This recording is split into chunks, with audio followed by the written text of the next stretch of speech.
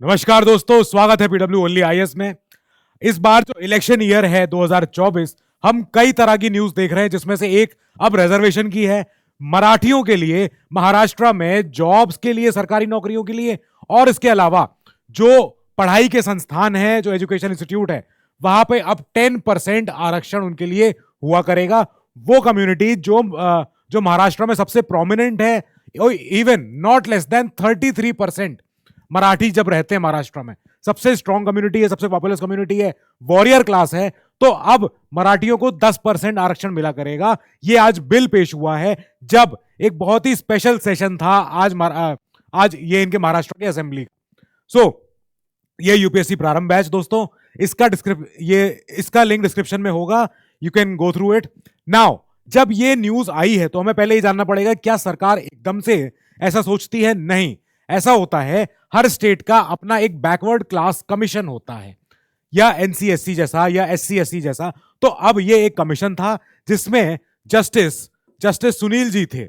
अब इनका अभी अभी अपॉइंटमेंट हुआ था और इन्होंने ये बोला कि हम रिसर्च करेंगे, हम पढ़ाई करेंगे पूरा कि क्या हो सकता है कि यहाँ पे मराठियों के लिए और भी जो कम्युनिटीज हैं जो बैकवर्ड हैं, जो अभी पढ़ाई में या पैसे के मामले फाइनेंशियली अभी स्ट्रांग नहीं हो पा रही है। तो जो बैकवर्ड क्लास कमीशन था, इनकी अध्यक्षता में इन्होंने एक रिपोर्ट दी थी जस्टिस ने, जिसमें इन्होंने बताया था कि काफी ज्यादा प्रॉब्लम है।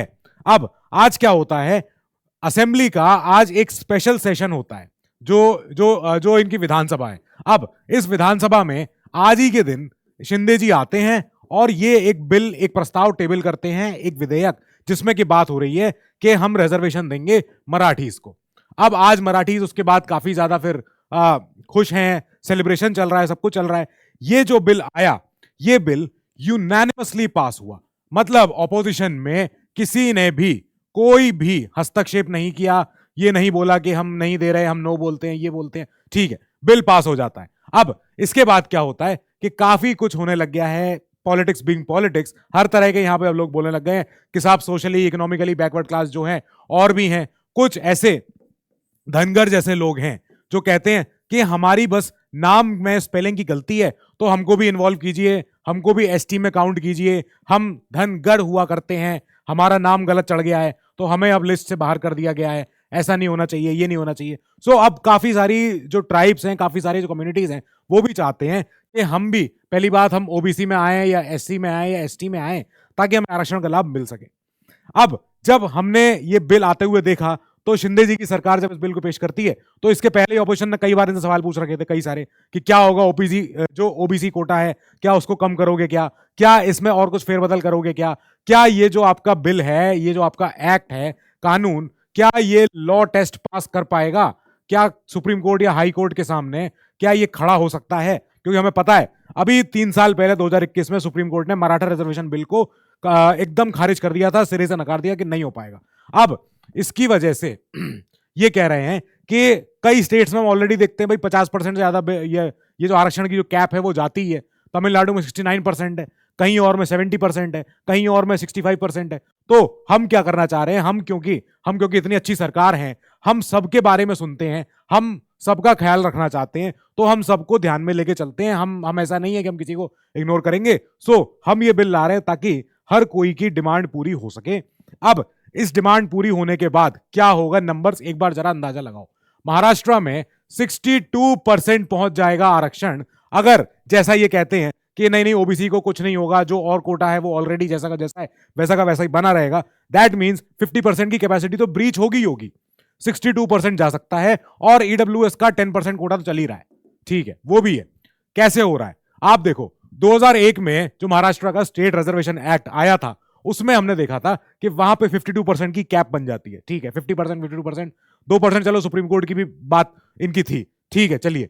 फिर इसके बाद एससी को 13%, फिर एसटी को 7%, ओबीसी को 19%, फिर इसके बाद हम देख रहे हैं कोई स्पेशल बैकवर्ड क्लास है तो उसको 2% दे दिया, फिर विमुक्त जातियां हैं उनको 3% दे दिया, फिर नोमैडिक ट्राइब्स हैं, नोमैडिक होते हैं जो कहीं के नहीं होते हैं, जो बस घूमंतु जातियां होती हैं तो वो घूमती हैं, उनको 2.5% दे दिया।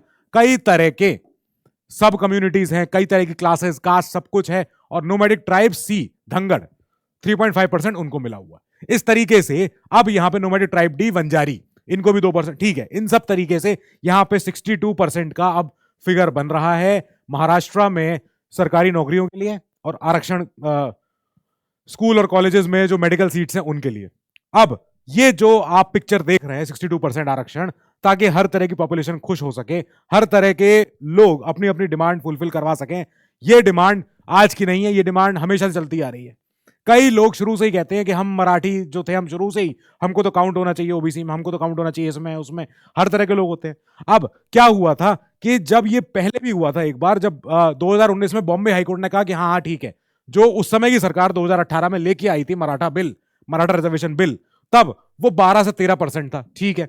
अब ये बॉम्बे हाईकोर्ट ने 2019 में कह दिया कि हाँ बढ़िया है, गुड, अच्छा कर रहे हो, और उन्होंने कहा कि उस समय पहुंच रहा था 64 से 65% के अराउंड। फिर केस जाता है सुप्रीम कोर्ट, सुप्रीम कोर्ट में इस केस को निरस्त कर दिया जाता है। और सुप्रीम कोर्ट में अगर आपको बताएं तो क्या होता है, 5 जजेस की बेंच आती है, जिसमें जो इस कॉन्स्टिट्यूशन बेंच को हेड कर रहे थे जस्टिस अशोक भूषण जी। तो 3-2 की मैंडेट से, 3-2 की मेजोरिटी से इस बिल को, ये जो बिल आया था 2021 में, इसको कर दिया गया था खत्म, कि ये नहीं चल सकता, ऐसा नहीं हो सकता है। हमने इंदिरा सोनी जजमेंट में हमने एक कैप लगा रखी है ताकि 50% कभी ब्रीच ना हो पाए। ये कैसे पॉसिबल है कि आप 64% तक पहुंचा दे रहे हो रिजर्वेशन को?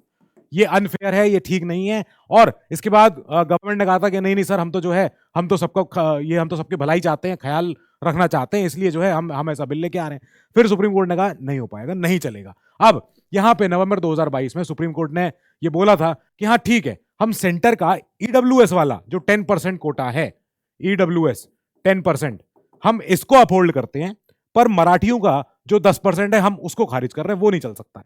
फिर इसके बाद क्या होता है, इस साल अप्रैल में भी, मतलब 2023 में भी, फिर क्या होता है कि 2023 में महाराष्ट्र सरकार फिर जाती है सुप्रीम कोर्ट के पास कि सर आपका जो पुराना डिसीजन था जिसमें आपने हमारे इस बिल को खारिज कर दिया था इसी बेंच की वजह से, इस बेंच ने, तब क्या आप इस ऑर्डर को दोबारा रिव्यू कर सकते हैं? तब क्या हम एक रिव्यू पिटीशन दायर कर लें? तब सुप्रीम कोर्ट ने कहा था नहीं, आप दाखिल नहीं कर सकते, जो हो गया फैसला, दे दिया फैसला, अब नहीं हो सकता है। फिर सरकार ने कहा कि क्या हम क्यूरेटिव पिटीशन डाल के देख लें आपके पास एक बार, कि आप उसको क्यूरेट कर लो, तो इन्होंने कहा कि नहीं हो सकता है। फिर क्या होता है, सरकार कहती है कि अच्छा ठीक है, हम एक कमीशन बनाएंगे, एक आयोग बनाएंगे जो ये स्टडी करे कि देश में स्टेट में बैकवर्डनेस कितनी है। फिर इसको बैकवर्डनेस को स्टडी करने के लिए जब कमीशन आया, तो कमीशन था जस्टिस सुनील शुक्रे जी की अध्यक्षता में, ये कमीशन आता है। इस कमीशन के बाद हम देख रहे हैं कि टी के शिंदे जी ने आज बिल पेश कर दिया और बिल आ गया सामने। अब ये ईडब्ल्यूएस का 10% इफेक्टिव कोटा भी है, ठीक है, और हमारा ऑलरेडी हम देख रहे हैं कि मराठियों के लिए 10% भी है। टोटल ये सारा मिला के अब ये जा रहा है 62%, 62% पे। विद दिस ये बिल्कुल पॉसिबल है कि ये केस अभी आगे सुप्रीम कोर्ट में जाएगा, एंड इस बिल को अभी लॉ का टेस्ट भुगतना पड़ेगा, झेलना पड़ेगा, पार होना पड़ेगा। हम देख रहे थे ऑपोजिशन ने कई समय से अलग अलग तरीके से सवाल पूछे थे, और इन्होंने पूछा कि इस पूरी रिपोर्ट ने और क्या क्या बताया, हमें ये बता दो। तो कमीशन की जो रिपोर्ट आई थी, इसमें एजुकेशनल इंडिकेटर काफी सारे चेक हुए, कैसी है स्टेट में educational condition in backward classes की, क्या प्रॉब्लम चल रही है, इकोनॉमिक बैकवर्डनेस है कि नहीं है, क्या जो ऐसे गरीब लोग हैं, एक 21.22% लोग हैं जिनके पास अभी राशन कार्ड है, बैकवर्ड क्लासेस है, ये मराठी फैमिलीज हैं, ठीक है, बिलो पॉवर्टी लाइन फैमिलीज, ठीक है। तो यानी कि ये 18.09% तो बन रही हैं ओपन कैटेगरी में, जनरल कैटेगरी में ये जो मराठीज हैं ये पहुंच रहे हैं 18%, और टोटल हमारे 22% के आसपास, 21.22% के आसपास ये तो है ही है। विद दिस ये जो बिल है ये आना जरूरी है। 17.4% का इंडिकेटर है जो स्टेट का एवरेज बता रहा है कि पूरे स्टेट में अगर एवरेज मीडियन निकाल रहे हो तो 17.4% ऐसे मराठी हैं जो कि बीपीएल है, जो कि गरीब हैं, तो बहुत ज्यादा प्रॉब्लम है। एंड जस्टिस सुनील शुक्रे जी की अध्यक्षता में इस कमीशन ने फाइनली बोला कि यस, आर्टिकल जो 15 है हमारा, उस 15 आर्टिकल में जो सब क्लॉज 4 आता है उसमें मराठीज को भी इंक्लूड होना चाहिए। अब इस संविधान के हिसाब से इनको भी आरक्षण मिलना चाहिए, मिलेगा ही मिलेगा। ऑपोजिशन जो पहले एक समय पे सरकार में थी, ऑपोजिशन अब सवाल पूछती रह रही है, हमें ये बताइए कि ये जो रिजर्वेशन बिल है क्या ये टेस्ट ऑफ लॉ सर्वाइव कर जाएगा? क्या ये जो आप जो बिल लेके आए हो, गवर्नमेंट ये पहले ये बता दे कि अभी जो प्रेजेंट रिजर्वेशन है ओबीसी का, उसको कोई नुकसान तो नहीं होगा। फिर सरकार ये बता दे कि आपने कैसे ये तय किया और ये सारे डिस्कशन बिटवीन गवर्नमेंट और मराठा सोशल एक्टिविस्ट, जो आपको पता है कि मनोज जारंगे पाटिल जी एक हैं, तो वो एक तरह की और डिमांड मांग रहे थे। वो सगे सोयारे करके एक डिमांड चाहते हैं। वो कहते हैं कि जो रिजर्वेशन जिनको मिल रहा है उनकी एक्सटेंडेड फैमिलियों को भी मिलना चाहिए रिजर्वेशन। कुछ ऐसी बातें कर रहे हैं वो। ठीक है, सरकार ये भी बताए कि अभी प्रेजेंट सिचुएशन कैसी है, क्या आप नोटिफाई करने के लिए, क्या आपने जब देखा था का सर्टिफिकेट जब आप देते हो किसी को सर्टिफिकेट बना के, तो आप उसमें ये वर्ड मेंशन करते हो कि नहीं, सगे सोयारे, यानी कि extended extended families, extended relatives.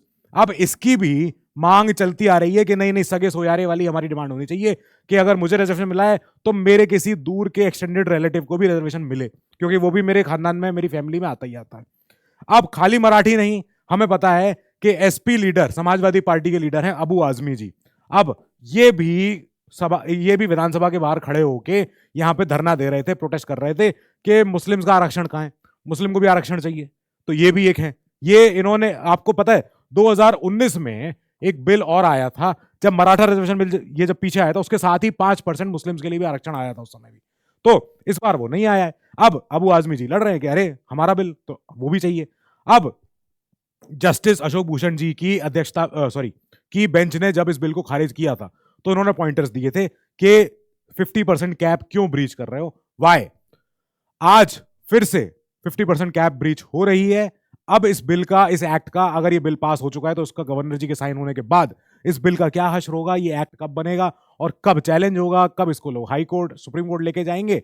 Election year है, पार्टीज अपने अपने हिसाब से एक एक चीज का फायदा उठाते हैं। एंड अक्सर होता क्या है कि पॉलिटिकल पार्टीज, ये एक बहुत बड़ी लड़ाई है आरक्षण की, कि आरक्षण के शेर पे हर कोई सवारी करना चाहता है। बहुत डेंजरस सवारी है, पर आरक्षण के शेर पे सवारी करने के बाद उस शेर पे से उतरना और भी ज्यादा डेंजरस है। क्या होगा जब आप आरक्षण की सवारी करना छोड़ दोगे? सो विद दिस हम इस न्यूज को यहां कंक्लूड करते हैं। इसमें और डेवलपमेंट आएगा, we'll take it up. Till then you keep studying, stay safe, good luck.